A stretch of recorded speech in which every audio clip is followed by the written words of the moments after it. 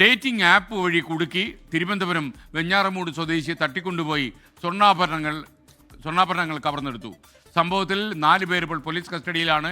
പെൺകുട്ടി എന്ന വ്യാജേന പരിചയപ്പെടുകയും ശേഷം കാറിൽ കടത്തിക്കൊണ്ടുപോകുകയുമായിരുന്നു എന്നാണ് നമുക്ക് ലഭിക്കുന്ന വിവരം. മേഘന മുരളി തിരുവനന്തപുരത്ത് നിന്ന് തത്സമയം ചേരുകയാണ്. മേഘന, ഇതൊരു പുതിയ രീതിയിലുള്ള തട്ടിപ്പാണല്ലോ, വിവരങ്ങൾ പറയൂ. അങ്ങനെ തന്നെയാണ്. അതിവിദഗ്ധമായാണ് ഈ ഡേറ്റിംഗ് ആപ്പ് വഴി യുവാവിനെ പരിചയപ്പെടുകയും 4 സംഘം സ്വർണം തട്ടിയെടുക്കുകയും ചെയ്തിട്ടുള്ളത് എന്നുള്ളതാണ് പോലീസ് ഇപ്പോൾ പറയുന്നത്.